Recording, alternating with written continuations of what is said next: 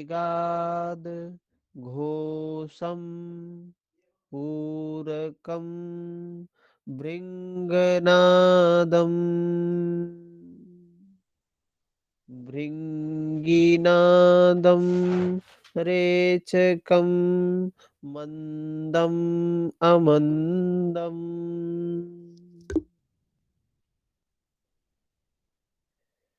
योगीन्द्राणां मेवभ्यासयोग चित्ते जातका चिदानंद लीला।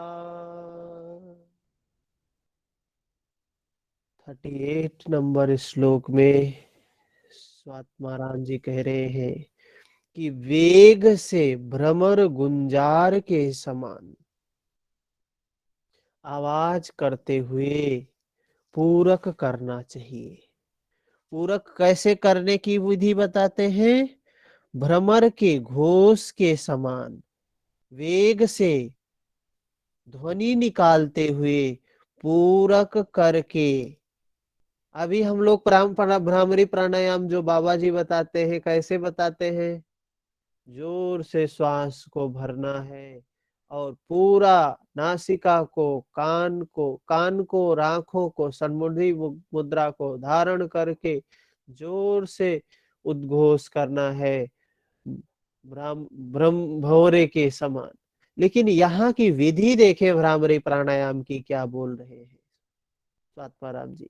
कह रहे वेग से भ्रमर के घोष के समान, इसे वेग जैसे भ्रमर भंवरा जैसे गुंजार करता है वैसे ही पूरक करना चाहिए।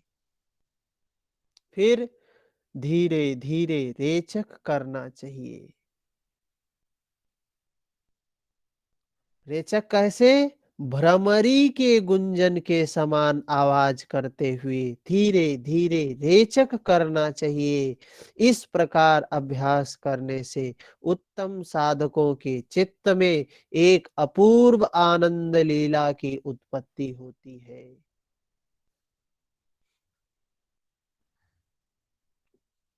तो क्या स्थिति बता रहे हैं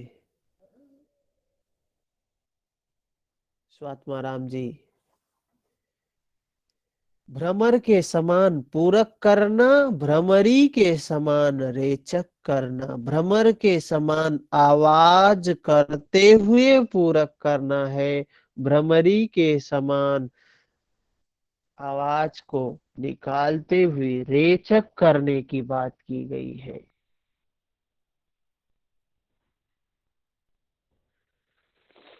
पूरक के बाद कुंभक की चर्चा तो नहीं कही गई है, क्योंकि भ्रमरी का कुंभक के परिगणन होने से ही यह सिद्ध है। क्या है इसमें? कुंभक के लिए तो कुछ कहा नहीं गया है कि कुंभक करना है या नहीं, लेकिन होना तो चाहिए। ये अष्ट कुंभक के अंतर्गत आता है तो कुंभक तो होना ही चाहिए साथ में। तो इसमें क्या कह रहे हैं? चित्त में एक अनिर्वचनीय आनंद लीला का उत्पत्ति होती है। इस प्रकार की आनंद की प्राप्ति होती है, इस प्रकार की आनंद की अनुभूति होती है जिसके बारे में कहा नहीं जा सकता है। लय योग की सिद्धि होती है भ्रामरी प्राणायाम से, नाद योग की सिद्धि होती है भ्रामरी प्राणायाम से। तो विधि क्या है यहाँ की? कि भ्रमर के घोष के समान पूरक करना, भ्रमरी के नाद के समान रेचक करना।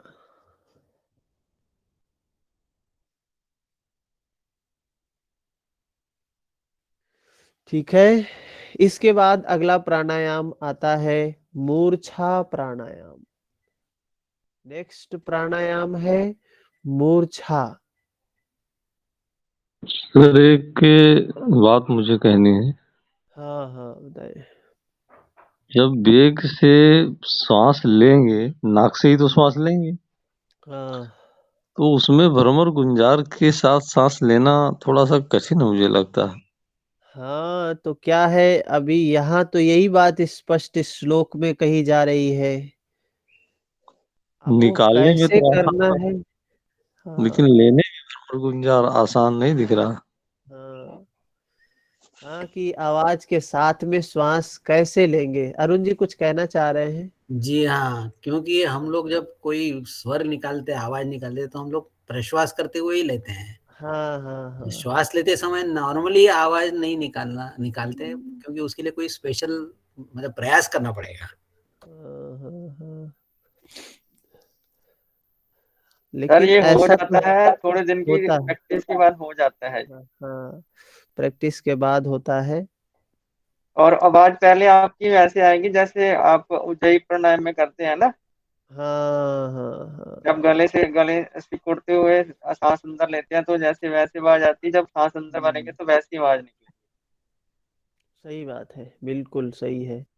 हाँ, ऐसा तो हो सकता है, ये तो हो। हाँ, अभी जैसे देखें कैसे करते होंगे, एक वैसे बता सकते हैं। अगर किसी ने इस किया हो सर तो एक बार।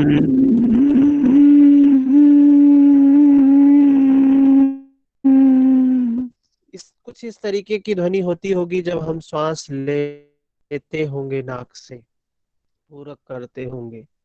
हाँ, समथिंग ऐसे ही आता है सर। हाँ, और उसके बाद जब छोड़ते हैं तो भ्रमरी के समान शुद्ध तभी कहा ना, भ्रमर और भ्रमरी दो शब्द, मेल और हाँ, फीमेल दो शब्दों का प्रयोग किया गया है कि जाते मेल की टाइम आवाज जब अंदर खींचते हैं तो फीमेल की आवाज आएगी, जब छोड़ेंगे तो मेल की आएगी। लेंगे, जब श्वास को लेंगे तो मेल के, पूरक के समय मेल हनी के समान आवाज आएगी। और जब रेचन करते हैं तो भ्रमरी फीमेल के ध्वनि के समान आवाज आती है। ठीक है। जी ठीक। इसके बाद अरुण जी कुछ बता रहे थे आप, आपका कुछ अनुभव था किसी प्राणायाम के संबंध में। ये कपालभाति के बारे में उस दिन मुझे हाँ कहना हाँ चाहता हाँ, था। शुद्धि क्रिया के बारे में, कपालभाति के बारे में अरुण जी कुछ इसमें बताएंगे। काफ़ी वेरिएशंस हैं। पहला चीज़ हम्म। तो जैसे मेजॉरिटी प्लेसेस में कहा जाता है कि 60 स्ट्रोक्स पर मिनट कीजिए, हाँ क्योंकि और कई जगह ये भी है कि 120 स्ट्रोक का भी कहा जाता है। हाँ कपालभाति ये एक्चुअली शुद्धि क्रिया है, और इसका थोड़ा साइंटिफिक एनालिसिस करें हाँ। तो ये हमारे वायु कोश लंग्स को क्लीन करने के साथ साथ एक्चुअली कपाल शुद्धि है, बेसिक फंडामेंटल इसका उद्देश्य। परंतु हाँ ये ट्रैक पे जो जो एक एक स्टेप आगे जाता है तो ये अपने लंग्स को भी क्लियर कर लेता है। करीब हाँ 40 करोड़ जो वायु कोश है, हाँ। तब हमारी श्वसन प्रणाली की एफिशिएंसी क्षमता बढ़ती है। जी। परंतु फंडामेंटली ये है कि मस्तिष्क में जो सूक्ष्म स्पंदन निर्मित होती है, उसकी वजह से हम लोगों को आगे की जो ध्यान प्रक्रिया है उसके लिए थोड़ा सा परिणाम अच्छे मिलते हैं। और कपालभाति में कहा जो है वो तो सही है, क्योंकि गला सूख जाता है, इसलिए धीरे धीरे उसकी क्षमता बढ़ाने के लिए पहले शुरू में कम स्ट्रोक करें, बाद में बढ़ाते जाएं। और कपालभाति में मेजॉरिटी केसेस में मैंने जो देखा, लोगों का शरीर हिलता है। एक्चुअली शरीर पूरा स्टेबल स्टेडी रहना चाहिए, और केवल नाभि के पास ही अपनी जो मूवमेंट होनी चाहिए, और पूरे स्पंदनों की अनुभूति मस्तिष्क में होना चाहिए। इवन शुरुआत करते वक्त हल्के कम स्ट्रोक भी पर मिनट किया तो भी धीरे धीरे इस क्रिया के लिए सफलता मिलती है। ऐसा मैंने जो पिछले कुछ सालों में जो देखा अनुभव, यही मैं कहना चाहता था उस दिन। सही, बिल्कुल सही है। कपालभाति पे बहुत से शोध कार्य चल भी रहे हैं, बहुत से शोध कार्य हुए भी हैं। और इस कपालभाति का बहुत ही जबरदस्त लाभ देखने को मिलता है। यहाँ तक कि ये जो ब्लॉकेज वगैरह है, कुछ अभ्यास, बाहर की कुछ संयम को पालन करके और कपालभाति का ही सिर्फ अभ्यास करके, नाड़ी शोधन का अभ्यास करके जबरदस्त लाभ देखने को मिला है। ऐसे शोध कार्य हैं।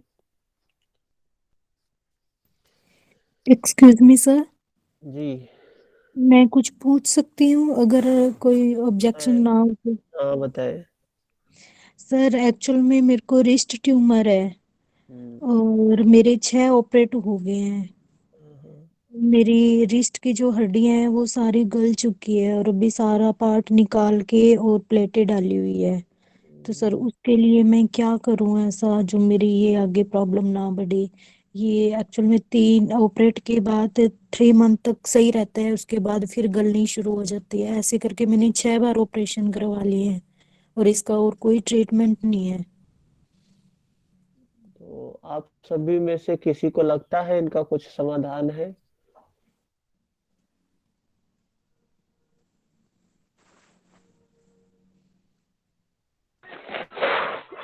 हरिओम। जी अजय जी। इनका हमारे पास तो अपने गाइडलाइन दे नहीं सकते, लेकिन ये हो सकता है कि अगर ये अभी हरिद्वार में अभी बाबा जी है ना, रामदेव बाबा, तो वो ट्रीटमेंट के लिए इनके बारे में मैंने देखा था अभी थोड़े दिन पहले। तो उनके पास 1 महीने या उनके पास ये जा सकते हैं, संभव है, तो वहां से ठीक हो सकते हैं ये। हाँ, जहाँ तक बात यह है कि किसी न किसी ऐसे एक्सपर्ट के अंतर्गत रहकर ही ऐसे कुछ समाधान किए जा सकते हैं। और यहाँ से हम कुछ बता के नहीं करवा सकते हैं कि आपको कुछ बता दे। और हाँ जी, व्यक्तिगत आप हमसे एक बार बात कर लीजिएगा फोन पर। ठीक है सर। ओके। ठीक है, तो हम अगले प्राणायाम पर चलते हैं, मूर्छा प्राणायाम। मूर्छा प्राणायाम क्या बोल रहे हैं स्वात्माराम जी? 69 नंबर श्लोक। पूरकान्ते गाढन्तरं बद्ध्वा जालन्धरं शनैः रेचयेन मूर्च्छानां खेन यं मनोमूर्च्छा सुखप्रदा। मूर्छा प्राणायाम के संदर्भ में बता रहे हैं कि पूरक कर लेने के बाद अति दृढ़ता पूर्वक जालंधर बंध लगाकर धीरे धीरे वायु का रेचन करे। यह मूर्छा नामक कुंभक मनोमूर्छा लाने वाली, सुख देने वाली क्या है?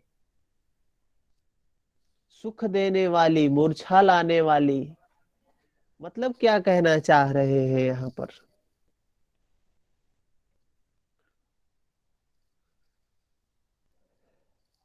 कि जब हमारा चित्त शांत होता है, हमारा मन शांत होता है, तो हमें शांति मिलती है, सुख मिलता है। और जब हम कुंभक करते हैं तो ऐसी अवस्था में क्या होता है? हमारा चित्त, कुंभक प्राण रुक गया है तो चित्त भी रुक जाता है, शांत हो जाता है। ऐसी स्थिति में, और यहाँ कुंभक की स्थिति इतना देर तक करने के लिए कहा है जब तक मूर्छा ना आ जाए। उस अंतिम अवस्था तक करने के लिए कहा गया है।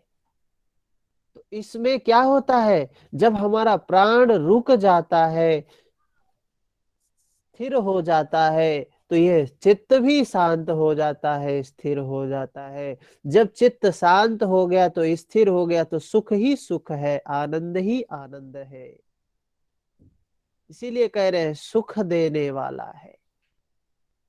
ये मूर्छा प्राणायाम मन को मूर्छा प्रदान करता है, सुख देने वाला है।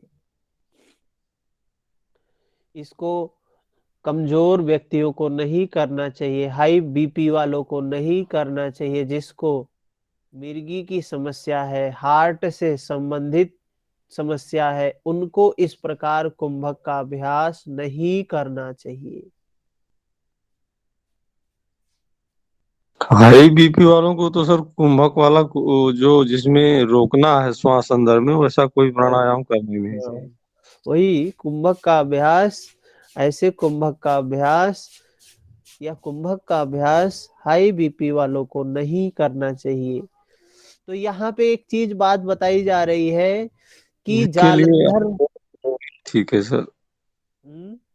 हाँ अनुलोम विलोम भी ठीक है।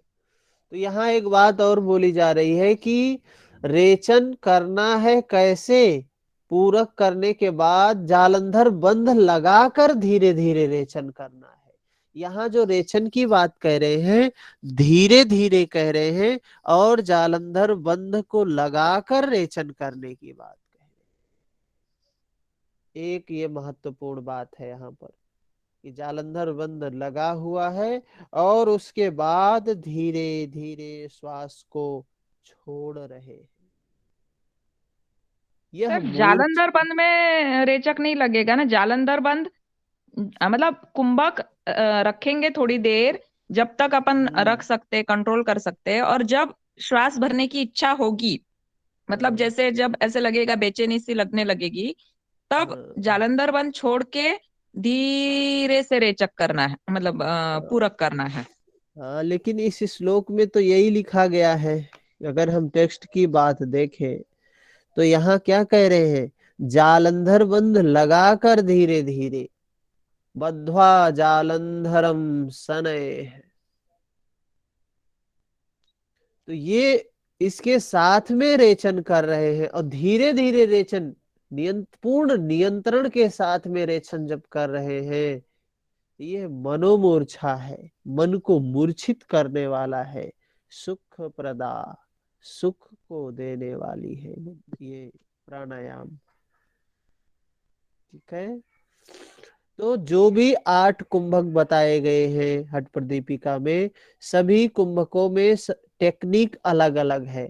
किसी में पूरक की टेक्निक अलग है, किसी में रेचक की टेक्निक अलग है। हाँ? तो ये टेक्निक ही सब में अलग अलग है। कहीं दाई नासिका से श्वास ले रहे हैं, कहीं दोनों नासिका से सांस ले रहे हैं। जैसे सूर्य भेदी में दाई नासिका से, उज्जाई में दोनों नासिका से, शीतकारी में मुख से, शीतली में मुख से, वस्त्रिका में देखे क्या स्थिति है। तो ये अलग अलग टेक्निक से श्वास लिया जा रहा है, अलग अलग टेक्निक से श्वास को छोड़ा जा रहा है। यही है, विभिन्न प्रकार के प्राणायाम है और इसका विभिन्न प्रकार का लाभ है। अगला प्राणायाम, अंतिम प्राणायाम है 8वां प्राणायाम, प्लावनी प्राणायाम। अंतः प्रवर्तितो दारम आरुतापूरितो दरः अयस्य गाधेपि सुखात प्लवते पद्मपत्रवत्। कह रहे हैं श्वास नलिका द्वारा, मतलब नाक के द्वारा उदर को पर्याप्त मात्रा में वायु से श्वास नलिका द्वारा क्या है, पर्याप्त मात्रा में पूरी तरह भर ले, ऐसा साधक अथाह जल में भी कमल पत्र के समान तैरता है। क्या बोल रहे हैं इसमें?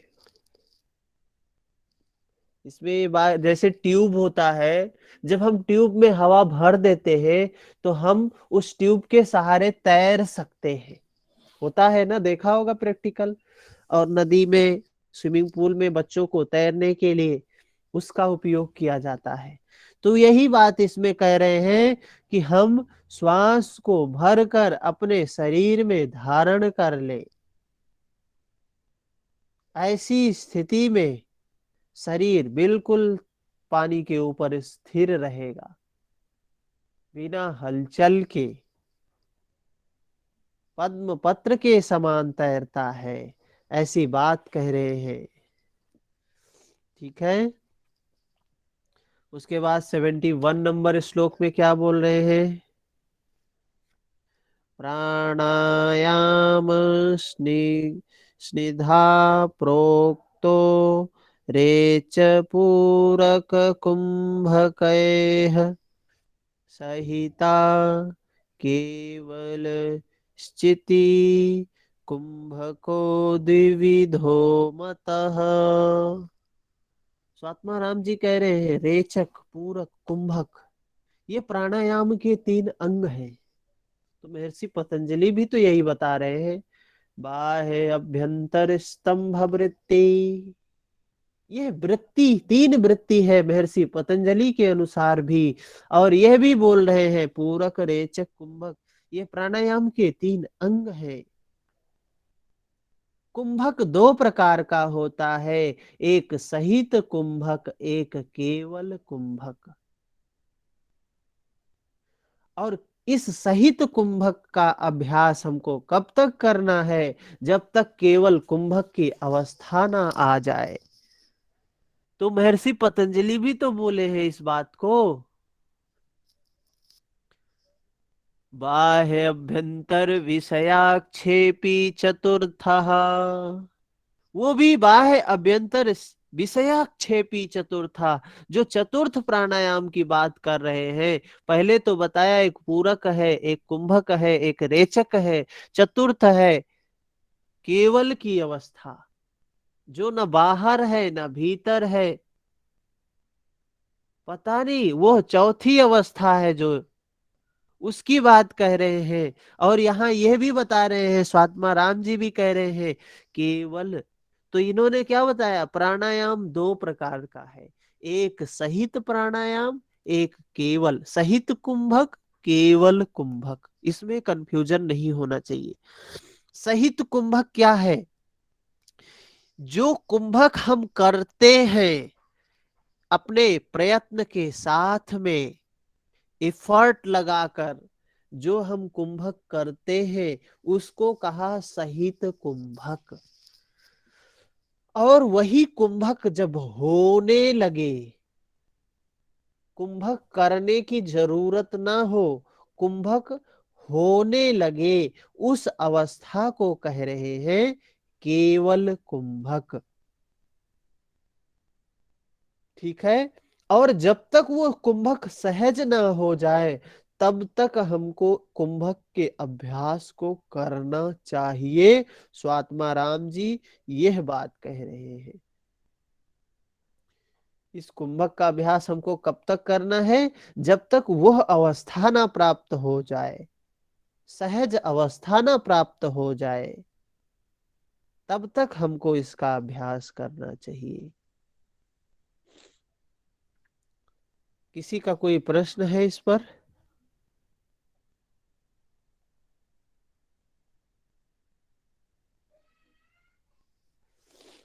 अगले श्लोक में बताते हैं, नेक्स्ट श्लोक 72 नंबर श्लोक में बताते हैं कि वह केवल कुंभक क्या है, उसके बारे में बताते हैं।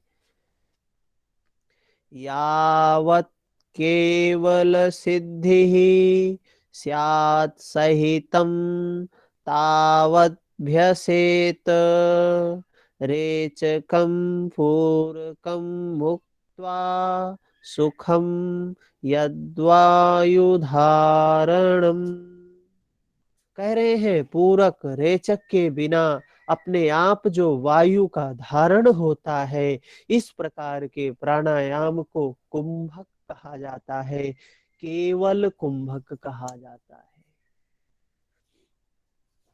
और जब तक यह स्थिति नहीं प्राप्त हो जाती है, हमको सहित कुंभक का अभ्यास करना चाहिए। फिर आगे बताते हैं प्राणायाम के, इसी प्राणायाम से संबंध में कुछ कहते हैं।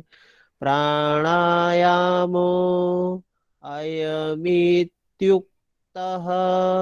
सवै केवल कुंभकः कुंभके केवले सिद्धे रेच पूरक वर्जिते। रेचक और पूरक से रहित केवल कुंभक सिद्ध हो जाने पर उस साधक के लिए तीनों लोकों में कुछ भी दुर्लभ नहीं रह जाता है। जिसका केवल कुंभक सिद्ध हो गया,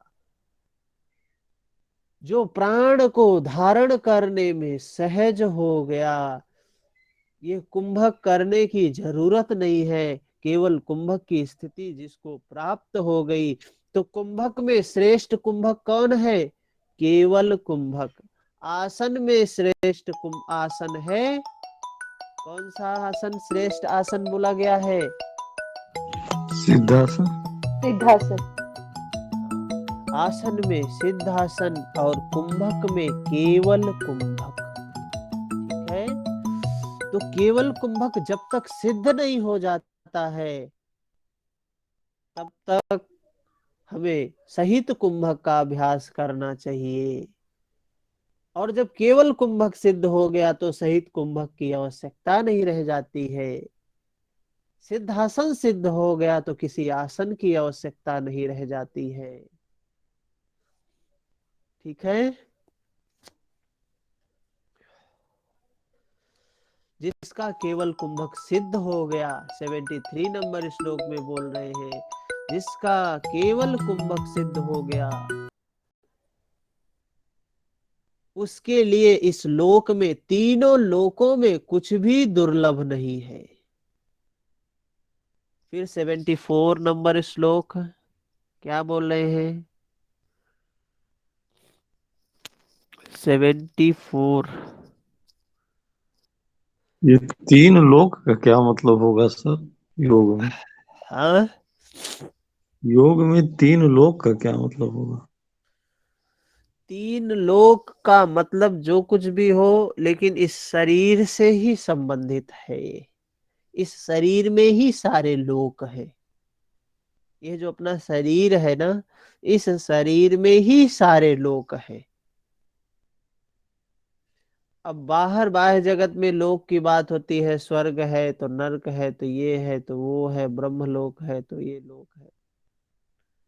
कहने का मतलब यह है कि उसको सब कुछ प्राप्त हो जाता है जो केवल कुंभक को सिद्ध कर लेता है। मतलब क्या है? केवल कुंभक सिद्ध हो गया मतलब कि प्राण पर विजय प्राप्त कर लिया। प्राण पर विजय प्राप्त कर लिया, प्राण को नियंत्रण में कर लिया, मतलब मन को नियंत्रण में कर लिया। और जो मन पर नियंत्रण कर लिया वो कौन हो गया? वो बाहुबली नहीं है, वो महाबली भी नहीं है, महावीर उसको बोला गया, महावीर हो गया वो। वीरों का भी वीर महावीर हो गया, जिसने मन पर विजय प्राप्त कर लिया। तो वही है, केवल कुंभक पर अब जो महावीर हो गया उसके लिए प्राप्त करना क्या दुर्बल है, दुर्लभ है? वो सब कुछ प्राप्त कर सकता है।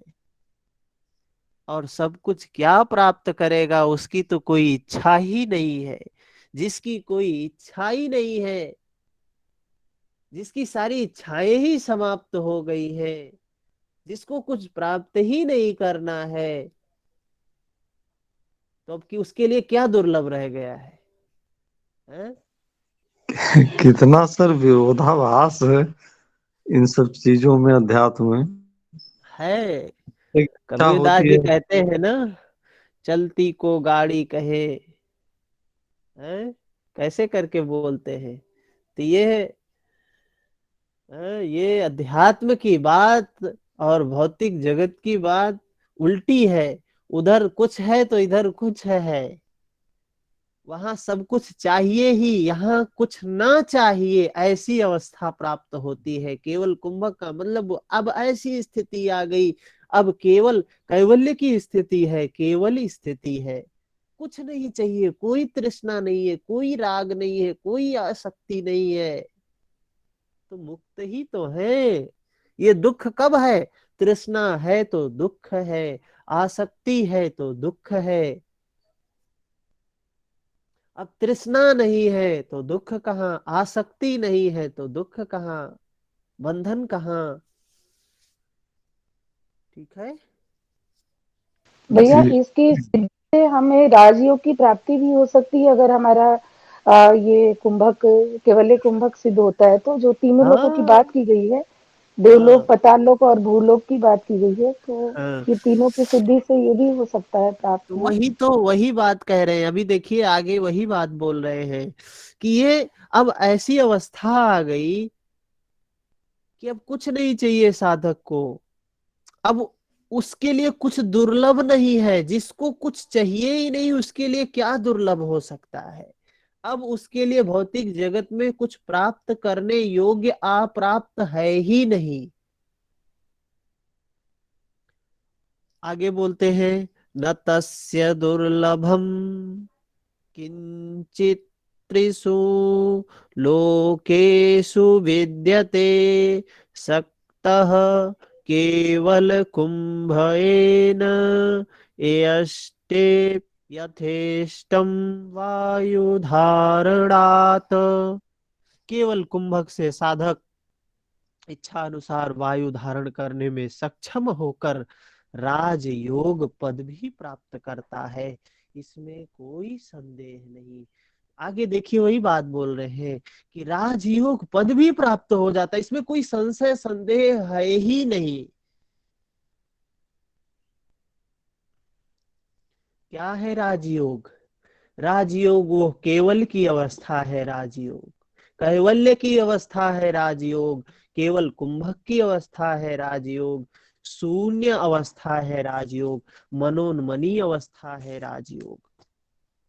राजयोग के कितने पर्यायवाची बताए गए। समाधि को राजयोग बोला गया, उन्मनी को, मनोन्मनी को, परम पद को, लय को, ये सब क्या है, शून्य अवस्था। क्या है, राजयोग है ये सब। कह रहे हैं केवल कुंभक की स्थिति में राजयोग सिद्ध हो जाता है, इसमें कोई संदेह नहीं है। ठीक है। फिर अगले श्लोक में कहते हैं, राजयोग पदम चापि लभते नात्र संशयः कुंभकात कुंडलीबोधः कुंडलीबोधतो भवेत् अनर्गला सुषुम्ना च हठ सिद्धिश्च जायते। कुंभक के अभ्यास से कुंडलिनी जागरण होता है, कुंडलिनी जागरण से सुषुम्ना नाड़ी मल रहित होती है, हठ योग में सिद्धि प्राप्त होती है। साधक निसंदेह ही राजयोग पद प्राप्त कर लेता है। कुंभक के अभ्यास का क्रम प्राप्त अंतिम उद्देश्य कैवल्य को बताते हैं। कुंभक के अभ्यास से कुंडलिनी नामक आधार जो शक्ति है उसकी निद्रा भंग होती है। कुंडलिनी के निद्रा भंग से सुषुम्ना नामक मध्य नाड़ी जो कफ आदि मलों से रहित हो जाती है, हठ योग के अभ्यास से कैवल्य की भी प्राप्ति करवाती है, कैवल्य की भी सिद्धि होती है। ठीक है। महिमा बता रहे हैं उस कैवल्य की, उसके बारे में वर्णन कर रहे हैं। क्या कह रहे हैं 76 नंबर श्लोक में, हठम बिना राजयोगो राजयोगम बिना हठः न सिद्ध्यति ततो युग्मम् अनिष्पत्तेः समभ्यसेत। स्वात्मा राम जी कह रहे हैं बिना हठ योग के राजयोग संभव नहीं है, बिना राजयोग के हठ योग सिद्ध नहीं हो सकता। अतः निष्पत्ति उस राजयोग की अवस्था प्राप्त होने तक इन दोनों का अभ्यास करना चाहिए। हठ योग का भी राजयोग का भी अभ्यास कब तक करना चाहिए? जब तक वो अवस्था प्राप्त ना हो जाए। उस राजयोग की स्थिति जब तक प्राप्त ना हो जाए तो अभ्यास, जैसे महर्षि पतंजलि किसका अभ्यास बताते हैं? महर्षि पतंजलि भी अभ्यास बताते हैं किसका? संप्रज्ञात, सम्यक प्रकार से प्रज्ञा के साथ में ज्ञात जानने की बात कहते हैं महर्षि पतंजलि। अंतिम समय तक जानने की बात कहते हैं। और यह भी कह रहे हैं हठ योग और राजयोग दोनों को उस अवस्था तक प्राप्त होने तक अभ्यास करना है। और वह अवस्था क्या है? तृष्णा रहित अवस्था, आसक्ति रहित अवस्था। महर्षि पतंजलि भी तो यही बात कह रहे हैं कि तृष्णा नहीं होनी चाहिए, आसक्ति नहीं होनी चाहिए। क्या होनी चाहिए? संप्रज्ञात, समता होनी चाहिए।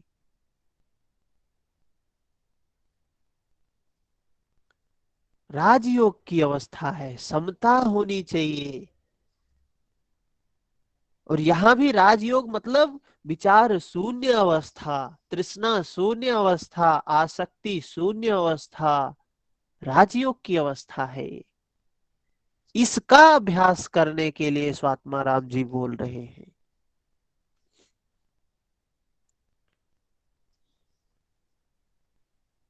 सेवेंटी 77 नंबर श्लोक। कुंभक प्राण रोधान्ते कुर्याच्चित्तं निराश्रयम् एवं ध्यासयोगेन राजयोग पदं व्रजेत। कुंभक द्वारा प्राणवायु को रोक लेने पर चित्त को आश्रय रहित कर लेना चाहिए। इस प्रकार अभ्यास करने से राजयोग पद की प्राप्ति होती है। कह रहे हैं चित्त में सारे आश्रय समाप्त हो जाएं। ये राग के आश्रय, द्वेष के आश्रय, आसक्ति के आश्रय, तृष्णा के आश्रय, ये सब से रहित हो जाए चित्त। इसका अभ्यास करना है। चित्त का आश्रय रहित होना, चित्त का आसक्ति रहित होना, तृष्णा रहित होना, इसका अभ्यास करना है। यह राजयोग पद की प्राप्ति करवाता है। यह राजयोग की, इससे, इस अभ्यास से राजयोग की प्राप्ति होती है। बात समझ में आ रही है? प्रश्न नहीं है किसी का?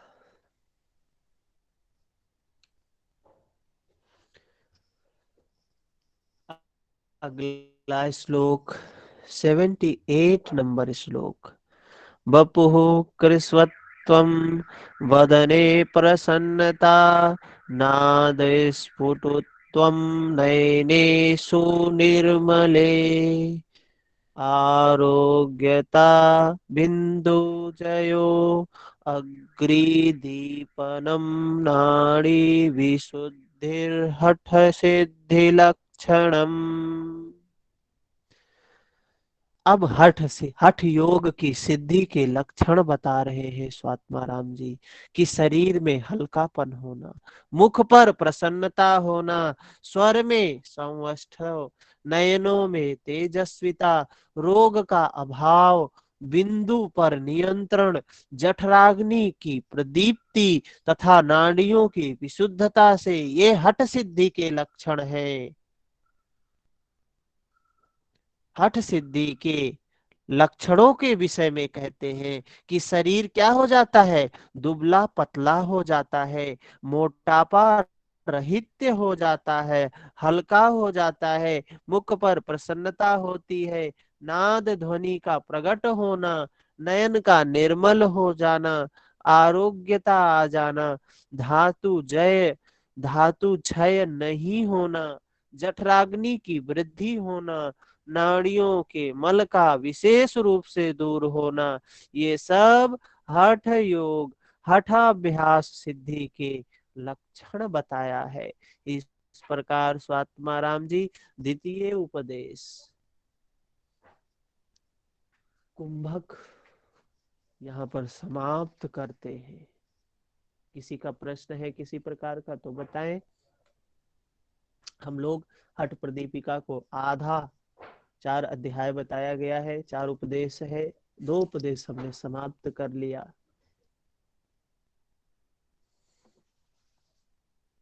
किसी का प्रश्न है कोई तो बता सकते हैं। इस पर हम 60 नोट, जो भी 60 नोट है कल या पर